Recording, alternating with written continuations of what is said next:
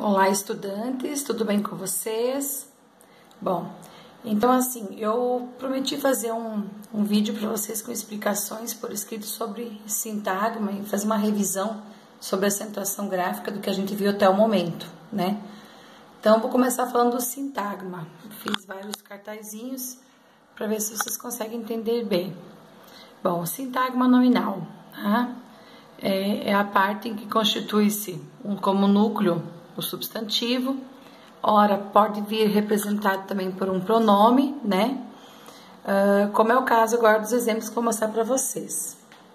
Se eu falar Marcos foi ao supermercado, Marcos é o sintagma nominal.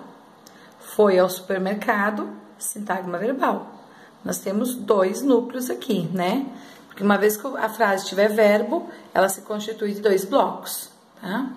Agora, se eu não usar um nome, no caso Marcos, que é um substantivo próprio, e eu, no caso, quiser usar um pronome, veja esse outro exemplo.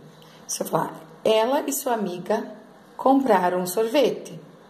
Ela e sua amiga, sintagma nominal. Compraram um sorvete, sintagma verbal. Observe que aqui não tem nome, o sujeito está representado por pronomes, né? Um outro caso, ela comprou um carro, ela, sintagma nominal, comprou um carro, sintagma verbal. Logo, eu tenho dois núcleos, né?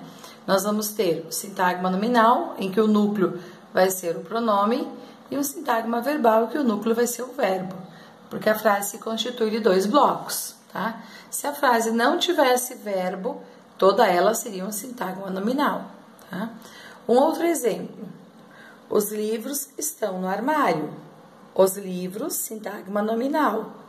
No caso ali, os funciona como determinante, tá?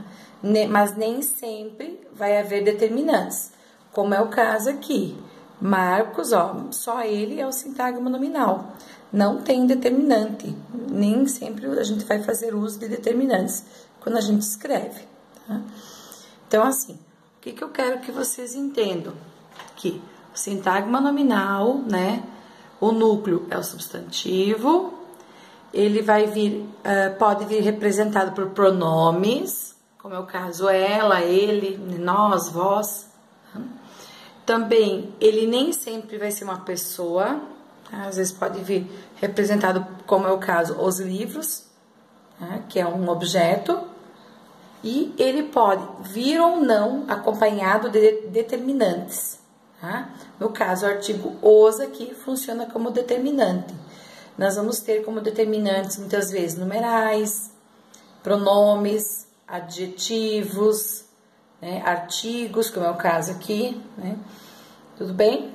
Bom, então vamos para o nosso outro assunto, que também faz parte da revisão agora, que é a acentuação gráfica, tá?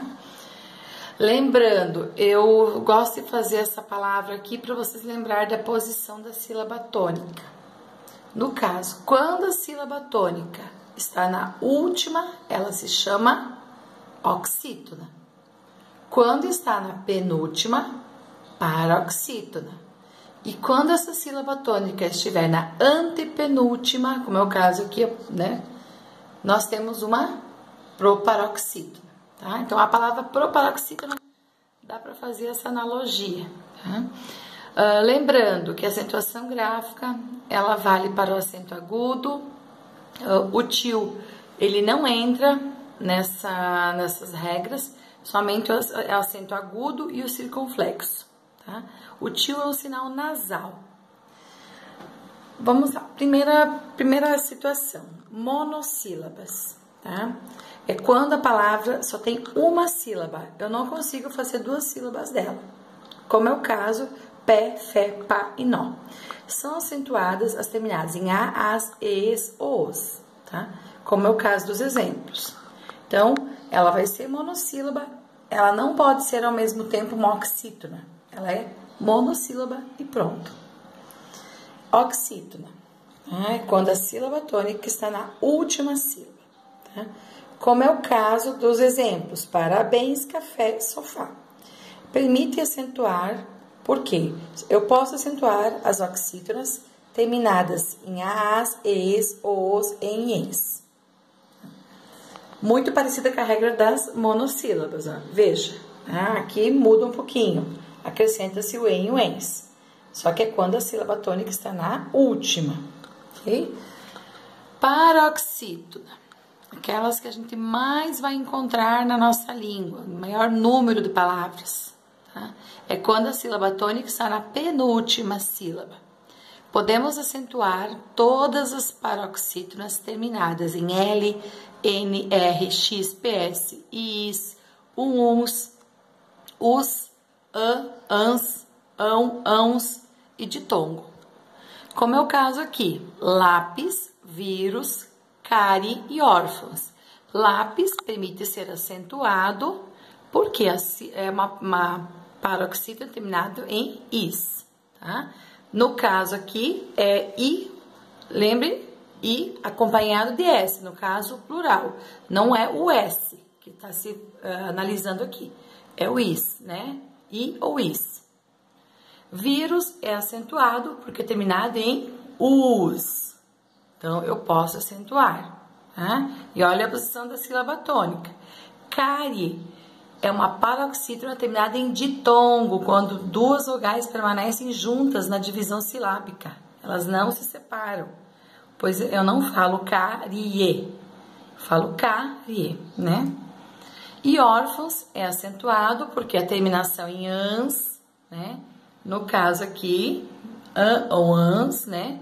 Não é o tio que está se levando em conta, é o acento agudo, tá? E a última, tá? As proparoxítonas, que é quando a sílaba tônica está na antepenúltima. Todas são acentuadas, nenhuma fica fora, tá? Eu não coloquei, eu vou colocar um exemplo aqui, como é o caso de pássaro, tá? Se eu escrever pássaro, tá?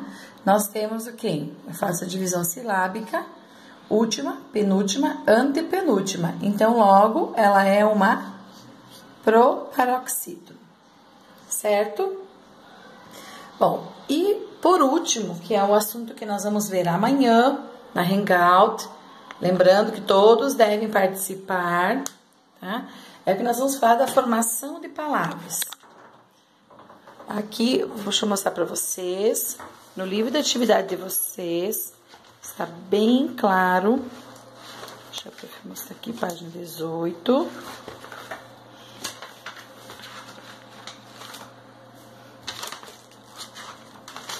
Aqui, no caso, a formação de palavras, nós vamos ter que lembrar assim.